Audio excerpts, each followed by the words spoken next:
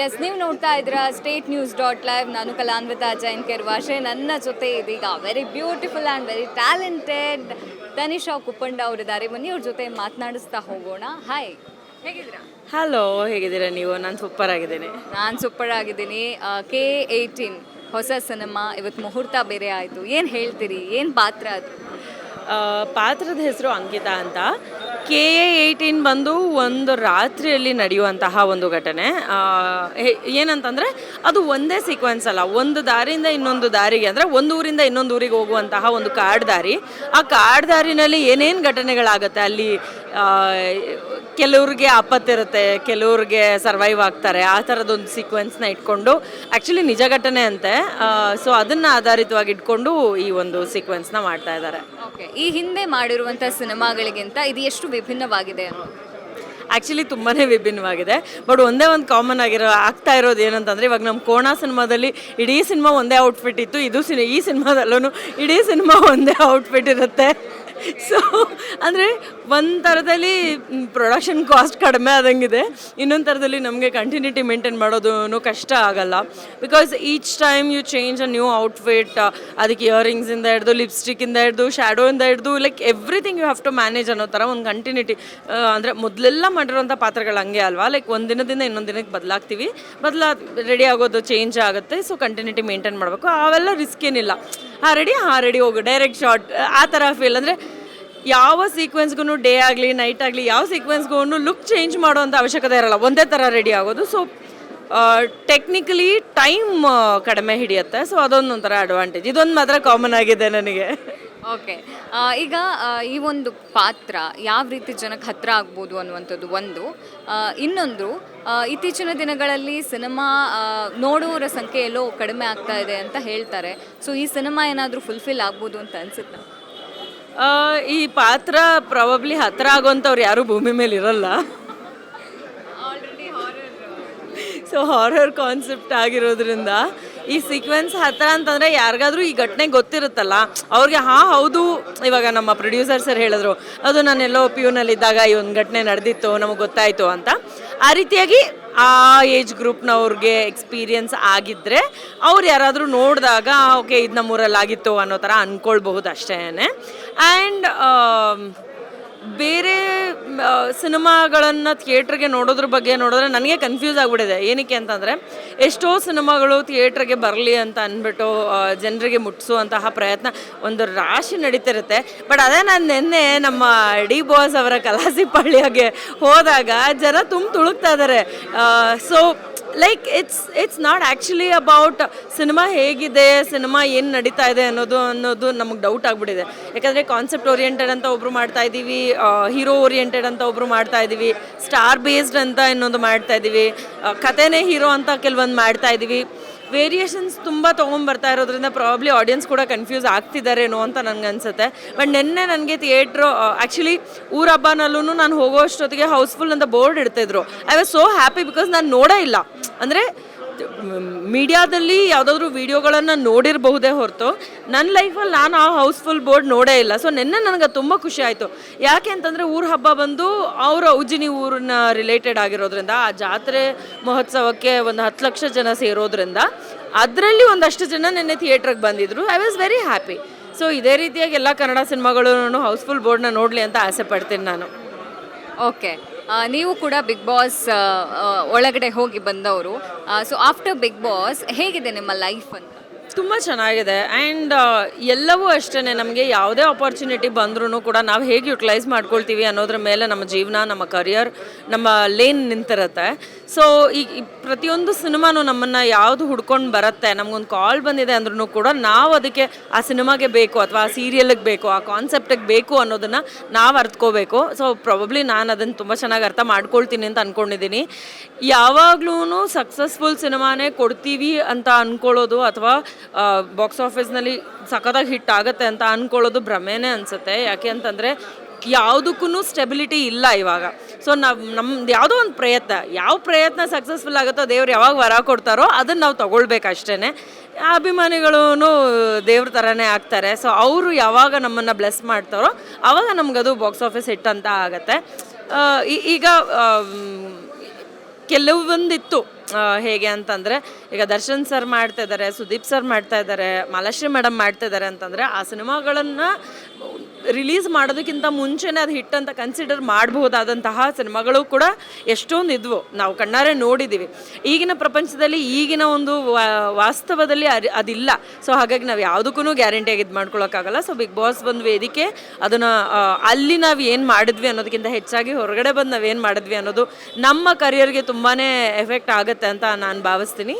So ನನ್ನ ಲೈಫಲ್ಲಿ ಒಂದು ಪಾಲಿಸಿ ಇದೆ, ನಮ್ಮ ಲೈಫ್ನಲ್ಲಿ ಏನು ಬರುತ್ತೋ ಅದನ್ನು ನಾವು ನಮ್ಮ ಉಪಯೋಗಕ್ಕೆ ಏನು ಬೇಕೋ ಅಷ್ಟು ಅಂದರೆ ಯುಟಿಲೈಸ್ ಮಾಡ್ಕೊಳ್ಬೇಕಾಗತ್ತೆ ಅಂತ. ಇವಾಗ ದಾರಿನಲ್ಲಿ ಒಂದು ಹೂವು ಸಿಕ್ತು ಅಂತಂದರೆ ಅದನ್ನು ಕಿತ್ತು ಬಿಸಾಕೋದು ನಮ್ಮ ಕೈಯಲ್ಲೇ ಇರುತ್ತೆ, ತೊಗೊಂಡು ಮುಡ್ಕೊಳ್ಳೋದು ನಮ್ಮ ಕೈಯಲ್ಲೇ ಇರುತ್ತೆ, ಇಲ್ಲ ಅಥವಾ ಇನ್ಯಾರಿಗಾದ್ರೂ ಕೊಡೋದು ಕೂಡ ನಮ್ಮ ಕೈಯಲ್ಲೇ ಇರುತ್ತೆ. ಸೊ ನನ್ನ ಕರಿಯರ್ನ ಚೂಸ್ ಮಾಡಬೇಕಾದ್ರೆ ನಾನು ಹಾಗೆ ನನ್ನ ದಾರಿನಲ್ಲಿ ಬಂದಿದ್ದನ್ನೆಲ್ಲ ನಾನು ಆಕ್ಸೆಪ್ಟ್ ಮಾಡಿದ್ದೀನಿ. ಅದು ಪ್ಲಸ್ ಆದ್ರೂ ನಾನು ಆಕ್ಸೆಪ್ಟ್ ಮಾಡಿದ್ದೀನಿ, ಮೈನಸ್ ಆದ್ರೂ ನಾನು ಆಕ್ಸೆಪ್ಟ್ ಮಾಡಿದ್ದೀನಿ. ಮುಂದೆ ಕೂಡ ಅದೇ ರೀತಿಯಾಗಿ ವರ್ಕ್ ಮಾಡ್ತಾ ಹೋಗ್ತೀನಿ. ಬಿಗ್ ಬಾಸ್ ಅಂದಾಗ ಬಿಗ್ ಬಾಸ್ 13 ಇನ್ನೇನು ಶುರು ಆಗ್ತಾ ಇದೆ. ಸೊ ಈ ವರ್ಷ ಒಂದು ವಿಶೇಷವಾಗಿ ಕಾಮನ್ ಪೀಪಲ್ಸ್ಗೂ ಕೂಡ ಒಂದು ಅವಕಾಶ ಇದೆ.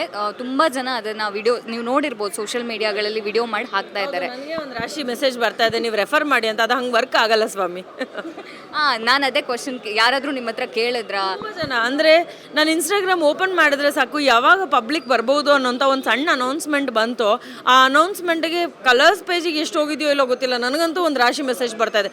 ಯಾವ ವಿಚಾರಕ್ಕೆ ಇವಾಗ ನಾವೇ ಒಂದು ಅವರು 10 ಸತಿ ಮೀಟಿಂಗ್ ಮಾಡಿರ್ತಾರೆ, ಅಂದರೆ there is no audition, but ನಮ್ಮನ್ನು ಅರ್ತ್ಕೊಳ್ಳೋಕೆ ಟ್ರೈ ಮಾಡ್ತಾರೆ ಅವರು. ನಮ್ಮ ಕೇಪಬಿಲಿಟಿ ಏನು, ಮೀಟಿಂಗ್ ಆಗತ್ತೆ, ಅದಕ್ಕೊಂದು ಇನ್ಯಾರೋ ಒಂದು ನಮ್ಮನ್ನು ಮೆಂಟಲಿ ನಾವು ಹೇಗಿದ್ದೀವಿ ಅಂತ ಚೆಕ್ ಮಾಡ್ತಾರೆ. ಪ್ರಾಬಬ್ಲಿ ಫಿಸಿಕಲಿ ನಾವು ಹೆಲ್ದಿಯಾಗಿ ಇದ್ದೀವ ಅನ್ನೋದಕ್ಕೆ ಹೆಲ್ತ್ ಚೆಕಪ್ ಆಗುತ್ತೆ. ಪ್ರತಿಯೊಂದು ಪ್ರೋಸೆಸ್ ಆದಮೇಲೆ ನಾವು ಬಿಗ್ ಬಾಸ್ ಒಳಗಡೆ ಕಾಲಿಡೋಕ್ಕಾಗೋದು. And they are very very creative. Normal ಆಗಿರುವಂಥವ್ರು ಯಾವುದೇ ಕಾರಣಕ್ಕೂ ಏನಂತಾರೆ, ನಾನು ಕಷ್ಟಪಡ್ತಾ ಇದ್ದೀನಿ ಅಂದ ಮಾತ್ರಕ್ಕೆ ಅವರು ಬಿಗ್ ಬಾಸ್ ಒಳಗಡೆ ಹೋಗೋದಕ್ಕಾಗೋದಿಲ್ಲ. ನಾನು ಏನೋ ಅಂತಾರೆ ಡೇ ನೈಟ್ ದುಡಿತಾ ಇದ್ದೀನಿ ಅನ್ನೋದಕ್ಕೆ ಬಿಗ್ ಬಾಸ್ ಒಳಗಡೆ ಹೋಗೋದಕ್ಕಾಗೋದಿಲ್ಲ. ನಮಗೆ ಅಂತ ಒಂದು ಸ್ಪೆಷಲಾಗಿ ವರ್ಕ್ ಇರಬೇಕು, ಟ್ಯಾಲೆಂಟ್ ಇರಬೇಕು, ಅದನ್ನು ನಾವು ಪ್ರೆಸೆಂಟ್ ಮಾಡೋದಕ್ಕೆ ಗೊತ್ತಿರಬೇಕು, ಮಾತು ಬರಬೇಕು ಚೆನ್ನಾಗಿ ಆಡೋದಕ್ಕೆ. ಸೊ ಇಷ್ಟೆಲ್ಲವೂ ಇದ್ದು ನ್ಯಾಚುರಲ್ಲಾಗಿ ಇರುವಂಥವ್ರನ್ನು ಅಥವಾ ಡೇರಿಂಗ್ ಆಗಿರುವಂಥವ್ರನ್ನು ಪಿಕ್ ಮಾಡುವಂಥ ಸಾಧ್ಯತೆ ಇದೆ. ನೀವು ಏನೂ ಮಾಡಿದ್ರೆ ನನಗೆ ಬಿಗ್ ಬಾಸ್ಗೆ ಹೋಗಬೇಕು ಅಂತ ಯಾರಾದರೂ ಅನ್ಕೊತಾ ಇದ್ರೆ ಅದು ಅಸಾಧ್ಯ. ನೀವು ಎಷ್ಟೇ ಆಡಿಷನ್ಸ್ ಕೊಟ್ಟರು ಅದು that doesn't work. C it's like ಪಾಪ ಯಾರೋ ಒಬ್ಬರು ಗಾರೆ ಕೆಲಸ ಮಾಡ್ತಿರ್ತಾರೆ, ನಾನು ಡೇ ಕೆಲಸ ಮಾಡ್ತಾಯಿದ್ದೀನಿ, ನಂಗೆ ತಿನ್ನೋಕ್ಕೆ ಕಷ್ಟ ಇದೆ, ರಾತ್ರಿ ಕೆಲಸ ನಾನು ಸೆಕ್ಯೂರಿಟಿ ಕೆಲಸ ಮಾಡ್ತೀನಿ, ಇದೆರಡೂ ಕೆಲಸ ನಾನು ಮಿಕ್ಸ್ ಮಾಡ್ತಾಯಿದ್ದೆ, ನಂಗೆ ಕಷ್ಟ ಇದೆ, ನಾನು ಬಿಗ್ ಬಾಸ್ಗೆ ಹೋಗಬೇಕು ಅಂದರೆ ಹಿಂಗೆ ಏನಂತ ಮಾಡ್ತಾರೆ. ನೀವು ಅಲ್ಲೋಗಿ ಮನೆ ಕಟ್ಟೋಕ್ಕಾಗತ್ತಾ, ಅಥವಾ ನೀವು ಅಲ್ಲಿ ಹೋಗಿ ಯಾವುದಾದ್ರೂ ಗಾರ್ಡ್ ಕೆಲಸ ಮಾಡೋಕ್ಕಾಗುತ್ತಾ? ನೋ. ನೀವು ಅಲ್ಲಿ ಹೋಗಿ ನೀವು ನಿಮ್ಮ ಟ್ಯಾಲೆಂಟನ್ನು ಪ್ರೆಸೆಂಟ್ ಮಾಡೋದಕ್ಕೆ ನಿಮ್ಗೆ ಕೇಪಬಿಲಿಟಿ ಇರಬೇಕು. ನೀವು ಗಾರೆ ಕೆಲಸ ಮಾಡ್ತಾ ಇದ್ದು ನಿಮಗೆ ಡ್ಯಾನ್ಸ್ ಸಖತ್ತಾಗಿ ಬರುತ್ತೆ ಅಂತಂದರೆ ದಟ್ಸ್ ಯುವರ್ ಟ್ಯಾಲೆಂಟ್. ಸೊ ನಾವು ಅದನ್ನು ಎಲ್ಲೋ ಒಂದು ಕಡೆ ಪ್ರೆಸೆಂಟ್ ಮಾಡೋದಕ್ಕೆ ಯಾರಿಗಾದ್ರೂ ಒಂದು ಅವಕಾಶ ಇರುತ್ತೆ. ಸಿನಿಮಾ ಆಗಿರ್ಬೋದು, ಸೀರಿಯಲ್ ಆಗಿರ್ಬೋದು, ರಿಯಾಲಿಟಿ ಶೋಸ್ ಆಗಿರ್ಬೋದು. ಸುಮ್ಮನೆ ಹೋಗಬೇಕು ಅಂತ ಅಂದ್ಕೊಳ್ಳೋದು ತಪ್ಪು. ಆಸೆ ಎಲ್ರಿಗೂ ಇರುತ್ತೆ, ನನಗೂ ಇತ್ತು. ನಾನು ಈ ಫೀಲ್ಡಲ್ಲಿದ್ದೆ. ಈ ಫೀಲ್ಡಲ್ಲಿ ಇದ್ದವ್ರಿಗೆ ಒಂದು ಸ್ವಲ್ಪ ಆ್ಯಡೆಡ್ ಅಡ್ವಾಂಟೇಜ್ ಅಂತ ಹೇಳ್ಬೋದು. ನಾವು ಈ ಫೀಲ್ಡಲ್ಲಿ ಇರೋದ್ರಿಂದ, ಆ್ಯಕ್ಟರ್ಸ್ ಆಗಿರೋದ್ರಿಂದ, ರೆಕಗ್ನಿಷನ್ ಅಷ್ಟೋ ಇಷ್ಟೋ ಸಿಕ್ಕಿರೋದ್ರಿಂದ ನಮಗೆ ಅಲ್ಲಿ ಹೋಗುವಂತಹ ಅವಕಾಶ ಅಥವಾ ಅವ್ರು ನಮ್ಮನ್ನು ಕರೆಯೋದಕ್ಕೆ ಒಂದು ಅವಕಾಶ ನಮಗೆ ಸ್ವಲ್ಪ ಬೇರೆಯವ್ರಿಗಿಂತ ಬೇಗ ಸಿಗಬಹುದು ಅಂತ ಹೇಳ್ಬೋದು. ಬಟ್ ಟ್ಯಾಲೆಂಟ್ ಇದ್ದರೆ ಖಂಡಿತವಾಗ್ಲೂ ಬಿಗ್ ಬಾಸ್ ವೇದಿಕೆ ಮೇಲೆ ಅದನ್ನು ಉಪಯೋಗಿಸ್ಕೋಬಹುದು. ಡೇರಿಂಗ್ ಆಗಿದ್ರಿ ಅಂತಂದರೆ ಮನೆಯೊಳಗಡೆ ಸರ್ವೈವ್ ಆಗ್ಬೋದು, ಒಳ್ಳೆತನ ಇತ್ತು ಅಂತಂದರೆ ವಿನ್ ಆಗ್ಬೋದು. ಓಕೆ, ಏನು ಟಿಪ್ಸನ್ನು ಕೊಡೋಕೆ ಇಷ್ಟಪಡ್ತಾರೆ ತನಿಷಾ ಅವರು?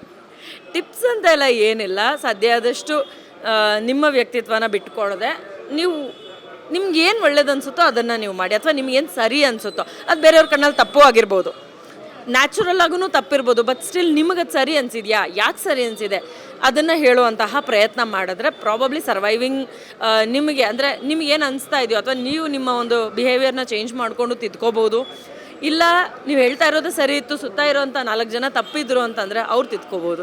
ಸೊ ಚಾನ್ಸಸ್ ಇದೆ. ಸೊ ಸಾಧ್ಯ ಆದಷ್ಟು ನಮಗೇನು ಸರಿ ಅನಿಸುತ್ತೋ ಅದನ್ನು ನಾವು ಹೇಳಬೇಕು. ಆ್ಯಂಡ್ ನಮಗೆ ಅನಿಸಿರುತ್ತೆ ಕೆಲವೊಂದು ಜಾಗದಲ್ಲಿ ಅವ್ರು ಹೇಳಿದ್ದಾರೆ ಅಂತ ನಾವು ಹೇಳಿರಲ್ಲ, ನಾವು ಹೇಳೋವಂಥ ರೀತಿ ಬೇರೆ ಇರುತ್ತೆ, ಅವ್ರು ಹೇಳೋವಂಥ ರೀತಿ ಬೇರೆ ಇರುತ್ತೆ, ಕೆಲವೊಂದು ಸತಿ ರಿಪೀಟು ಅನಿಸುತ್ತೆ. ಸೊ ಸಮಯ ನೋಡಿಕೊಂಡು ಫಸ್ಟ್ ಹೇಳುವಂತಹ ಪ್ರಯತ್ನ ಮಾಡಬೇಕು. ನಾವು ಫಸ್ಟ್ ಮಾಡಿರ್ತೀವಿ, ಇನ್ಯಾರೋ ಒಬ್ಬರು ಅದನ್ನು ಪಿಕ್ ಮಾಡ್ತಾರೆ. ನಮ್ಮ ಸೀಸನಲ್ಲೂ ಅದಾಗಿತ್ತು. ನಾವೇನೋ ಒಂದು ಹಿಂಗೆ ಪ್ರೆಸೆಂಟ್ ಮಾಡಿರ್ತೀವಿ, ಅದು ನನ್ನ ಒಂದು ವಿಚಾರ ಆಗಿರುತ್ತೆ. ಅವರಲ್ಲೂ ಅದು ಇದ್ದಿರ್ಬೋದು, ಬಟ್ ಲೇಟಾಗಿ ಅವ್ರು ಮಾಡ್ತಾರೆ. ಸೊ ನಮಗೇನು ಅನಿಸುತ್ತೆ, ನಮ್ಮನ್ನು ಕಾಪಿ ಮಾಡಿದ್ರು ನೋಡು ಅಂತ ಅನಿಸುತ್ತೆ. ಸಾಮಾನ್ಯ, ಅದೇನೂ ಮಾಡೋಕ್ಕಾಗಲ್ಲ. ಬಟ್ ಅವರಲ್ಲಿ ಒಳಗಡೆ ಅದೇ ಇನ್ಬಿಲ್ಟ್ ಇತ್ತು ಅಂತಂದರೆ ಅದು ರಿಪೀಟ್ ಆಗುತ್ತೆ, ಅಲ್ಲಿ ಗೊತ್ತಾಗತ್ತೆ. ಅದನ್ನು ನಮ್ಮ ನಾರ್ಮಲ್ ಜನಕ್ಕೆ ತಿಳಿಸುವಂತಹ ಪ್ರಯತ್ನ ಮಾಡಬೇಕು. ಊಟ ಇಲ್ದಿರೆ ಅಂದರೆ ಸ್ವಲ್ಪ ಶಾರ್ಟೇಜ್ ಇತ್ತು ಅಂತಂದ್ರೂ, ಅಥವಾ ಬರೀ ರೈಸ್ ಸಾಂಬಾರ್ ಆರ್ ಚಪಾತಿ ಪಲ್ಯ ತಿನ್ನೋದಕ್ಕೆ ರೆಡಿಯಾಗಿದ್ದರೆ surviving chances better. Mobile actually matter ಆಗಲ್ಲ ಅಂದ್ಕೊಳ್ತೀನಿ. ಅಲ್ಲಿ ಹೋಗಿ ನಮಗೆ 108 ಮಾತುಗಳು ಅಲ್ಲೇ ಬಂದ್ಬಿಡುತ್ತೆ. ನೀವು ಮೊಬೈಲಲ್ಲಿ ಏನು ಟೈಮ್ ಪಾಸ್ ಮಾಡ್ಬೇಕು ಅಂದ್ಕೊಂಡಿರ್ತೀರಾ, ಆ ಟೈಮ್ ಪಾಸ್ ಮಾಡೋದಕ್ಕೆ ಏನಿರಲ್ಲ. ಅಂದರೆ ನಿದ್ದೆ ಮಾಡಬೇಕು, ಈ ಥರದ್ದಿರಲ್ಲ ಅವಕಾಶ. ಸೊ ನಿದ್ದೆ ಕಳ್ಕೊಳಕ್ಕೆ ರೆಡಿ ಇರೋರು ಆರಾಮಾಗಿ ಹೋಗ್ಬೇಕಾಗತ್ತೆ. ಅಂದರೆ ನೀಟಾಗಿ ಇರ್ಬೋದು. ಅಂದರೆ ನಿದ್ದೆ ಬೇಕೇ ಬೇಕು, ನಂಗೆ ನಿದ್ದೆ ಇಲ್ದಿರೆ ಬದುಕೋಕ್ಕಾಗಲ್ಲ, ಆ ಥರ ಇದ್ದರೆ ಕಷ್ಟ. ಮತ್ತು ನಾನ್ ವೆಜ್ ಇದೆಲ್ಲ ಸ್ವಲ್ಪ ಸಣ್ಣ ಪುಟ್ಟ ವಿಷಯಗಳು, ತೀರಾ ಸಣ್ಣ ಪುಟ್ಟ ವಿಷಯಗಳು ನಮ್ಮ ಡೈಲಿ ಲೈಫ್ಗೆ ಅಲ್ಲ ತುಂಬ ದೊಡ್ಡದಾಗಿ ಕಾಣಿಸುತ್ತೆ. ಆ್ಯಂಡ್ ಯಾವಾಗ ಅದು ನಮ್ಗೆ ಸಿಗ್ತಾ ಇಲ್ವೋ, ಇವಾಗ ನಮಗೊಂದು ಚಾಕ್ಲೇಟು ಸ್ವೀಟು ಸಿಗ್ತಾ ಇಲ್ಲ ಅಂತಂದಾಗ ಈ ಸಿಕ್ಕಾಪಟ್ಟೆ ಕೋಪ ಬರುವಂಥ ಸಾಧ್ಯತೆಗಳಿರುತ್ತೆ. ಅನ್ನ ಶಾರ್ಟೇಜ್ ಆಗಿದೆ ಅಂತಂದಾಗ ನಾವು ಗೆಲ್ಲಬೇಕಾಗುತ್ತೆ, ಅದಕ್ಕೆ ಚೆನ್ನಾಗಿ ಟಾಸ್ಕ್ ಮಾಡಬೇಕಾಗತ್ತೆ, ರೇಷನ್ ಗೆಲ್ಲಬೇಕಾಗತ್ತೆ. ಆವಾಗ ಅದರಿಂದ ಚೆನ್ನಾಗಿ ಎಲ್ಲರೂ ಊಟ ಮಾಡ್ಬೋದು ಥರ ಇರುತ್ತೆ. ಸೊ ಒಂಚೂರು ಶಾರ್ಟೇಜ್ ಆದ್ರೂ ಸರ್ವೈವಿಂಗ್. ಮತ್ತು ಟೇಸ್ಟಿ ಫುಡ್ಸ್ ಅಂತ ಏನಿರುತ್ತಲ್ಲ ಅವೆಲ್ಲ ಏನು ಸಿಗಲ್ಲ. ಸೊ ಅದನ್ನೆಲ್ಲ ಬೇರ್ ಮಾಡೋಂಥ ಕೆಪಾಸಿಟಿ ಇಟ್ಕೋಬೇಕಾಗುತ್ತೆ. ಓಕೆ, ಈಗ ನಿಮ್ಮ ಬಿಸ್ನೆಸ್ ಕೂಡ ನಡೆಸ್ತಾ ಇದ್ದೀರಾ, ಹೇಗೆ ನಡೀತಾ ಇದೆ ಬಿಸ್ನೆಸ್ ಅಂತ? ಆ್ಯಕ್ಚುಲಿ ಚೆನ್ನಾಗಿ ನಡೀತಾ ಇದೆ. I am happy. ದೇವರ ಆಶೀರ್ವಾದ ಮಾಡಿದ್ದಾರೆ. ನಮ್ಮ ಕುಪಣಾಸ್ ಜ್ಯುವೆಲ್ರಿ 2 ಕಡೆ ಇದೆ, ಒಂದು ವಿಜಯನಗರ, ಇನ್ನೊಂದು ಬಸವೇಶ್ವರ ನಗರ್. ಆ್ಯಂಡ್ ಈಗ ರೀಸೆಂಟಾಗಿ ಸ್ಯಾರಿ ಕೂಡ ನಾವು ಆ್ಯಡ್ ಮಾಡಿದ್ದೀವಿ. ಸೊ ಅದನ್ನು ದೊಡ್ಡದಾಗಿ ಲಾಂಚ್ ಏನು ಮಾಡಿಲ್ಲ, ಬಟ್ ಆ್ಯಡ್ ಮಾಡಿದ್ದೀವಿ. We just doing it online right ನಾವು. ಸದ್ಯದಲ್ಲೇ ಲಾಂಚ್ ಕೂಡ ಮಾಡುವಂಥ ಪ್ಲ್ಯಾನ್ ಇದೆ. ನೈಸ್. ತನಿಷಾ ಅವರೇ, ಈಗ ನಾವೆಲ್ಲ ಮಾಧ್ಯಮದಲ್ಲಿರೋರು, ಕೇವಲ ಮಾಧ್ಯಮದಲ್ಲಿರೋರು ಅಂತಲ್ಲ, ತುಂಬ ಹೆಣ್ಮಕ್ಳಿಗೆ ಏನು ನೆಗೆಟಿವ್ ಕಾಮೆಂಟ್ ಅಥವಾ ಬಾಡಿ ಶೇಮಿಂಗ್ ಬಗ್ಗೆ ತುಂಬ ಏನು ನೆಗೆಟಿವ್ ಆಗಿ ಮಾತಾಡ್ತಾ ಇರ್ತಾರೆ. ಸೊ ನಿಮ್ಮ ಉತ್ತರ ಏನು, ಖಡಕ್ಕಾಗಿ ಹೇಳೋದಾದ್ರೆ? ನ್ಯಾಚುರಲ್ ಆಗಿ ಹೇಳಬೇಕು ಅಂತಂದಾಗ, ನಾನು ಕಷ್ಟಪಟ್ಟು ನಾನು ಕೆಲಸ ಮಾಡಿ ನಾನು ದುಡ್ಡು ಅರ್ನ್ ಮಾಡಿ ಅದರಲ್ಲಿ ಸೇವಿಂಗ್ಸ್ ಮಾಡಿ, ಆ ಸೇವಿಂಗ್ಸ್ ಮಾಡಿರೋ ದುಡ್ಡಲ್ಲಿ ನಾನು ಬಟ್ಟೆ ತೊಗೊಂಡು, ನನಗೆ ಯಾವ ಒಕೇಶನ್ ಇದೆ ಅಂತ ನೋಡಿಕೊಂಡು ಆ ಒಕೇಶನ್ಗೆ ಸೂಟ್ ಆಗುವಂತಹ ಬಟ್ಟೆನ ನಾನು ಹಾಕ್ಕೊಂಡು, ಅದಕ್ಕೆ ಮೇಕಪ್ ಮಾಡಿಕೊಂಡು, ಮ್ಯಾಚಿಂಗ್ ಔಟ್ಫಿಟ್ಗೆ ಸ್ಲಿಪ್ಪರ್ಸ್ ತೊಗೊಂಡು, ಜ್ಯುವೆಲ್ರಿ ಹಾಕ್ಕೊಂಡು ನನಗೆ ಚೆನ್ನಾಗಿ ಕಾಣಿಸ್ಬೇಕು ಅಂತ ಬರುವಂಥದ್ದಕ್ಕೆ ಇನ್ಯಾವನೋ ಮೂಲೆಯಲ್ಲಿ ದುಡಿಯೋಕ್ಕೆ ಕೆಲಸ ಮಾಡೋಕ್ಕೆ ಏನು ಇಲ್ಲದೆ ಇರೋ ಒಂದು ಕಮೆಂಟ್ ಮಾಡ್ತಾರೆ ಅಂತಂದರೆ, ನಾನು ಇಷ್ಟು ದೊಡ್ಡ ಪ್ರೋಸೆಸ್ಗೆ ನಾನು ಬೆಲೆ ಕೊಡೋದು ಕಲಿಬೇಕು. And it's not just about outfit. ಗುರು, ನನಗೆ ತಿನ್ನೋಕ್ಕೆ ಬರುತ್ತೆ, ನಾನು ತಿಂತೀನಿ, ನಿನಗೆ ತಿನ್ನೋಕ್ಕೆ ಬರಲ್ವ, ಹೋಗಿ ಮಲ್ಕೋ. ನಾನು ಏನೂ ಮಾಡೋಕ್ಕಾಗಲ್ಲ. ಇಟ್ಸ್ ನಾಟ್ ದಟ್ ತಿನ್ನುವಂಥವ್ರು ವರ್ಕೌಟ್ ಮಾಡಲ್ಲ ಅಂತಲ್ಲ. We do every possible thing. ನಮಗೆ ಏನು ಸೂಟಬಲ್ ಇರುತ್ತೋ, ನಮಗೆ ಏನು ಫೀಸಿಬಲ್ ಇರುತ್ತೋ. ಈಗ ಕೆಲವ್ರಿಗೆ ಒಂದು ಹೆಲ್ತ್ ಕಾನ್ಷಿಯಸ್ ಅಂತ ಬಂದಾಗ, ಹೌದು, ಅವರು ತಿಂಗಳಿಗೆ 50,000 ಕೊಟ್ಟು ಜಿಮ್ಗೆ ಹೋಗ್ತಾರೆ, 1.5 ಲಕ್ಷ ಕೊಟ್ಟು ಊಟ ತಿಂತಾರೆ. ಈ ಥರ ಕ್ಯಾಲ್ಕುಲೇಟಿವ್ ಲೈಫ್ ಇದೆ. ಕೆಲವ್ರಿಗೆ ಅದನ್ನು ಮಾಡೋಕ್ಕಾಗಲ್ಲ, ಕೆಲವ್ರಿಗೆ ಅದನ್ನು ಅಫೋರ್ಡ್ ಮಾಡೋಕ್ಕಾಗಲ್ಲ. ಸಾವಿರಾರು ವಿಚಾರಗಳಿರುತ್ತೆ. ಜಸ್ಟ್ ಬಿಕಾಸ್ ನಾವು ಆರ್ಟಿಸ್ಟು ಅಂದಿದ ತಕ್ಷಣ ನಮ್ಗೆ 10 ಜನ ಆಳುಗಳಿರಲ್ಲ, 10 ಜನ ಆಳುಗಳು ಬಂದ್ಬಿಟ್ಟು ಒಂದೊಂದು ವಿಷಯನ ಒಂದೊಂದು ಕೆಲಸನ ಮಾಡಿಕೊಡಲ್ಲ. ಭಾಳಷ್ಟು ಸಲ ನಮ್ಮ ಕೆಲಸ ನಾವು ಮಾಡ್ಕೊತಾ ಇರ್ತೀವಿ. ಆ್ಯಂಡ್ ನಾನು ಮೊದಲು ಹೇಳ್ತಾ ಇದ್ದೆ, ನಿಮ್ಮ ಕೆಲಸ ನೀವೇ ಮಾಡ್ಕೋತಾ ಇದ್ದೀರಾ, ಬಿಕಾಸ್ ಐ ವಾಸ್ ಸರ್ಪ್ರೈಸ್. ಅಮ್ಮ ಮಾಡ್ತಾಯಿದ್ರು, ಇನ್ಯಾರೋ ಮಾಡ್ತಾಯಿದ್ರು, ಆ ಥರ ಇರ್ತಾಯಿತ್ತು. But when I started doing things, ನನಗೆ ರಿಯಲೈಸ್ ಆಯಿತು, ನಾವು ಆರ್ಟಿಸ್ಟ್ ಆದ್ರೇನು ಇನ್ನೊಂದಾದರೆ ನಮ್ಮ ಕೆಲಸ ನಾವು ಮಾಡಬೇಕಾಗತ್ತೆ. ಯಾಕಂದರೆ ನಾವು ಇನ್ಯಾವತ್ತೋ ಎಲ್ಲೋ ಹೋಗಬೇಕಾದ್ರೆ ನಾವು ಹುಡ್ಕೋಕ್ಕಾಗಲ್ಲ ಅನ್ನೋ ಕಾರಣಕ್ಕೆ ನನ್ನ ಬಟ್ಟೆಗಳನ್ನ ನಾನೇ ಒಗೆದು ಮಡ್ಚಿಡ್ಬೇಕಾಗತ್ತೆ. ಅದು ಕಾಮನ್ ಆಗಿಬಿಟ್ಟಿದೆ ಇವಾಗ, ಏನೂ ಮಾಡೋಕ್ಕಾಗಲ್ಲ. ದೋ ವಿ ಹ್ಯಾವ್ ಹೆಲ್ಪರ್ಸ್ ಇರ್ತಾರೆ, ಇಲ್ಲ ಅಂತ ಏನಿಲ್ಲ. ಅಂತಾನೂ ಏನು ಎಲ್ಲನೂ ನಾವೇ ಮಾಡಬೇಕು ಅಂತ ಇರಲ್ಲ. ಹೆಲ್ಪರ್ಸ್ ಇರ್ತಾರೆ, ಯಾವ ವಿಚಾರಕ್ಕೆ ಎಷ್ಟು ಮಟ್ಟಿಗೆ ಬೇಕು. And I have a very tight schedule. ನಾನೇನು ಮಾಡೋಕ್ಕಾಗಲ್ಲ.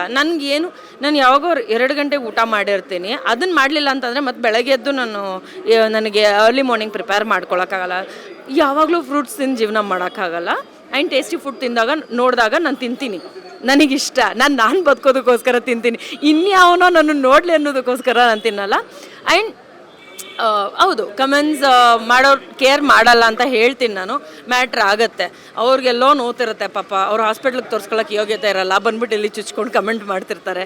ಏನು ಮಾಡೋಕ್ಕಾಗಲ್ಲ, ಫ್ರೀ ಇಂಟರ್ನೆಟ್ ಅಲ್ವಾ. ಸೊ ಮತ್ತು ಏನಂತಾರಲ್ಲ, ಅದೇ ನಾನು ಇದಕ್ಕೆ ಮುಂಚೆನೂ ಒಂದ್ಸತಿ ಹೇಳಿದ್ದೀನಿ, ಕಮೆಂಟಿಗೆ ಚಾರ್ಜಸ್ ಅಂದಿದ್ರೆ ಎಲ್ಲರೂ ಮುಚ್ಕೊಂಡು ಮನೇಲಿರೋರು. ಕಮೆಂಟಿಗೆ ಚಾರ್ಜಸ್ ಇಲ್ವಲ್ಲ, ಅದಕ್ಕೆ ಬಂದು ಫ್ರೀಯಾಗಿ ಹಾಕ್ಬಿಟ್ಟು ಹೋಗ್ತಾರೆ. Very true actually. ಓಕೆ, ನಿಮ್ಮ ಮತ್ತು ಕಾರ್ತಿಕ್ ಅವರ ಒಡನಾಟ ಬಿಗ್ ಬಾಸ್ ಮನೆ ಒಳಗಡೆ ತುಂಬ ಚೆನ್ನಾಗಿ ಬರ್ತಾ ಇತ್ತು. ಅದರಲ್ಲೂ ವರ್ತು ಸಂತೋಷ್ ಅವರು ಈಗ ಏನಾದರೂ ಸಿನಿಮಾದ ಬಗ್ಗೆ ಅವರ ಇಬ್ಬರ ಹತ್ರ ಏನಾದರೂ ಡಿಸ್ಕಸ್ ಮಾಡಿದ್ರೆ ಹೇಗೆ? ಇಲ್ಲ, ಮುಂಚೆ ಮಾಡಿದ್ದಿತ್ತು. ನಾವು ಕೋಣ ಸಿನಿಮಾ ಮಾಡೋ ಹೊತ್ತಿಗೆ ಇಬ್ಬರ ಜೊತೆಲೂ ಡಿಸ್ಕಸ್ ಮಾಡಿದ್ದಿತ್ತು. ಬಟ್ ಇವಾಗ ನಾವು ಫಿಮೇಲ್ ಓರಿಯೆಂಟೆಡ್ ಪ್ಲ್ಯಾನ್ ಮಾಡ್ತಾ ಇರೋದ್ರಿಂದ ಐ ಡೋಂಟ್ ಥಿಂಕ್, ಅಂದರೆ ಯಾವುದಾದ್ರೂ ಅದರಲ್ಲಿ ಅವಕಾಶಗಳಿತ್ತು ಅಂತಂದರೆ ಖಂಡಿತ ಡಿಸ್ಕಸ್ ಮಾಡ್ತೀನಿ. And when it comes to work me and my team, it's every time it is me and my team, ನನ್ನ ಪಾರ್ಟ್ನರ್ಸ್, ನನ್ನ ಟೀಮ್ ಅಷ್ಟೇ. ಅದು ಬಿಟ್ಟರೆ ಇನ್ಯಾರು ಹೊರಗ್ನವ್ರು, ಇನ್ಕ್ಲೂಡಿಂಗ್ ನಮ್ಮ ಅಮ್ಮಂಗೂ ಪಾಪ ಗೊತ್ತಿರಲ್ಲ. So we have that policy, like ನಮ್ಮ ಕೆಲಸ ನಾವು ಡಿಸ್ಕಷನ್ ನಮ್ಮಲ್ಲೇ ಇರುತ್ತೆ. ಅದೇನಂದರೆ ಯಾಕೆ ಈ ಪ್ರಶ್ನೆನ ಕೇಳಿದೆ ಅಂದರೆ, ಬಿಗ್ ಬಾಸ್ ಮನೆ ಒಳಗಡೆ ಎಲ್ಲರೂ ಚೆನ್ನಾಗಿರ್ತಾರೆ, ಬಟ್ ಹೊರಗಡೆ ಬಂದಾಗ ಒಡನಾಟ ಅಷ್ಟು ಚೆನ್ನಾಗಿ ಇರಲ್ಲ. ಸೊ ಅದಕ್ಕೆ ಏನು ಹೇಳ್ತೀರಿ? ಈಗಲೂ ಅದೇ ಒಡನಾಟ ಇದೆಯಾ? ಖಂಡಿತ ಇಲ್ಲ. ಯಾಕೆ ಅಂತಂದರೆ ಅಲ್ಲಿ ನಾವು 24 ಗಂಟೆ ಅದೇ ಮುಖಗಳನ್ನ ನೋಡ್ತಿರ್ತೀವಿ. ನಮಗೂ ಮಾಡೋಕ್ಕೆ ಕೆಲಸ ಇರಲ್ಲ, ಫೋನ್ ಇರಲ್ಲ, ಎಕ್ಸ್ಟ್ರಾ ಬೇರೆ ಏನು ನಮಗೆ ಮಾಡೋದಕ್ಕೆ ಅವಕಾಶ ಇರಲ್ಲ. ಸೊ ಅಲ್ಲಿರೋರ ಜೊತೆಲೇ ಮಾತಾಡಬೇಕು, ಅಲ್ಲಿರೋರ ಜೊತೆನೇ ಒಡನಾಟ ಇಟ್ಕೋಬೇಕು. ಆ್ಯಂಡ್ ಆಚೆ ಬಂದಮೇಲೆ ನಮಗೆ ನಮ್ಮದೇ ಆಗಿರುವಂಥ ಕಮಿಟ್ಮೆಂಟ್ಸ್ ಇರುತ್ತೆ, ನಮ್ಮದೇ ಆಗಿರುವಂಥ ಕೆಲಸಗಳಿರುತ್ತೆ, ನಮ್ಮದೇ ಆಗಿರುವಂತಹ ಜನರು ಇರ್ತಾರೆ ನೋಡ್ಕೊಳ್ಳೋದಕ್ಕೆ, ಅಥವಾ ನಾವು ನೋಡ್ಕೋಬೇಕಾಗುತ್ತೆ, ಇಲ್ಲ ಅವ್ರು ನಮ್ಮನ್ನು ನೋಡ್ಕೋಬೇಕಾಗುತ್ತೆ ಥರ ಇರುತ್ತೆ. ಸೊ ನಾವು ಅದೇ ಪ್ಯಾಟ್ರನಲ್ಲಿ ಪ್ರಾಬಬ್ಲಿ ಮತ್ತೆ ಒಂದೇ ರೂಮಲ್ಲಿ 24 hours ನಾವು ಇರುವಂಥ ಅವಕಾಶ ಸಿಕ್ತು ಅಂದರೆ ಮತ್ತೆ ಹಾಗೆ ಇರ್ತೀವಿ. That's naturally true. ಬಟ್ ನಾವು ಅವರೆಲ್ಲೋ ಇರ್ತಾರೆ, ನಾವೆಲ್ಲೋ ಇರ್ತೀವಿ, ಬೇರೆ ಯಾವುದೋ ಊರು. ಅದರಲ್ಲೂ ಕಾರ್ತಿಕ್ ಸ್ವಲ್ಪ ಹತ್ತಿರ ಇದ್ದಾರೆ, ವರ್ತೂರಂತೂ ಯಾವುದೋ ಮೂಲೆಯಲ್ಲಿದ್ದಾರೆ. Like meeting often is also not possible. So ಅದೇ ಇನ್ನೊಂದು 24 hours ಅದೇ ಒಂದೇ ಜಾಗದಲ್ಲಿ ಇರುವಂಥ ಅವಕಾಶ ಸಿಕ್ಕಾಗ ಮತ್ತೆ ಅದೇ ಥರ ಇರ್ತೀವಿ. ಓಕೆ, ಕೊನೆಯದಾಗಿ K18 ಯಾವಾಗ ಸಿನಿಮಾ ರಿಲೀಸ್ ಆಗುತ್ತೆ? ಏನಾದರೂ ಅದ್ರ ಬಗ್ಗೆ ಏನಾದರೂ ಡೈರೆಕ್ಟರ್ ಹೇಳಿದ್ರ? ಇನ್ನು ಅದ್ರ ಬಗ್ಗೆ ಏನೂ ಗೊತ್ತಿಲ್ಲ, ಯಾಕಂದರೆ ಈಗಷ್ಟೇ ಶುರು ಮಾಡ್ತಾ ಇರೋದ್ರಿಂದ. ಬಟ್ ಫಾಸ್ಟ್ ಇದ್ದಾರೆ ಟೀಮ್, ಪ್ರಾಬಬ್ಲಿ ಬೇಗ ಬರಬಹುದು. ಕೊನೆಯದಾಗಿ ನಿಮ್ಮ ಫಾಲೋವರ್ಸಿಗೆ, ನಿಮ್ಮ ಅಭಿಮಾನಿಗಳಿಗೆ ಏನು ಹೇಳ್ತೀರಿ? ಇತ್ತೀಚಿನ ಕೆಲವೊಂದು ರೀಲ್ಸ್ ಆಗಿರಬಹುದು ಅಥವಾ ಫೋಟೋಸ್ ಆಗಿರ್ಬೋದು, ಏನೇ ಹಾಕಿದ್ರೂ ಕೆಲವೊಬ್ಬರು ಏನು ಮಾಡೋಕ್ಕೆ ಕೆಲಸ ಇಲ್ದಿರೋರು ಅಂತ ಹೇಳಿದೆ, ಅವ್ರು ಕಮೆಂಟ್ ಮಾಡಿರೋದನ್ನು ನನ್ನ ಲವ್ ಮಾಡ್ತಾ ಇರೋರು ಅಥವಾ ನನ್ನ ಅಭಿಮಾನಿಗಳು, ನನ್ನ ಮೈ ಲವ್ಲೀಸ್ ಅಂತ ಏನಿದ್ದೀರಾ, ನೀವೆಲ್ಲರೂ ನನ್ನ ಪರವಾಗಿ ನಿಂತು ಅಲ್ಲಿ ಕಾಮೆಂಟ್ ಫೈಟ್ಸ್ ಎಲ್ಲ ನಡೀತಾ ಇರುತ್ತೆ. ಆ್ಯಂಡ್ ನನ್ನನ್ನು ಪ್ರೊಟೆಕ್ಟ್ ಮಾಡುವಂತಹ ಪ್ರಯತ್ನ ಮಾಡಿದ್ದೀರಾ. ನನ್ನ ಪರ್ಸ್ನಲಾಗಿ ಗೊತ್ತಿಲ್ಲ ಅಂದ್ರೂ ಕೂಡ I am so happy. I love you all. Thank you so much. ಎಲ್ಲ ಟೈಮಲ್ಲೂ ಇದೇ ರೀತಿಯಾಗಿ ಸಪೋರ್ಟ್ ಮಾಡ್ತಾ ಇರಿ. ಓಕೆ, ಥ್ಯಾಂಕ್ ಯು ತನಿಷಾ ಅವರೇ. ಒಳ್ಳೇದಾಗಲಿ, ಆಲ್ ದ ವೆರಿ ಬೆಸ್ಟ್. ಇದಾಗಿತ್ತು ತನಿಷಾ ಕುಪ್ಪಂಡ ಅವ್ರ ಜೊತೆಗಿನ ಮಾತುಕತೆ. ಕ್ಯಾಮ್ರಾ ಪರ್ಸನ್ ವೆಂಕಟೇಶ್ ಜೊತೆ ನಾನು ಕಲಾನ್ವಿತಾ ಜನ್ಕೇರ್ ವಾಶೆ, ಸ್ಟೇಟ್ ನ್ಯೂಸ್ .live ಬೆಂಗಳೂರು.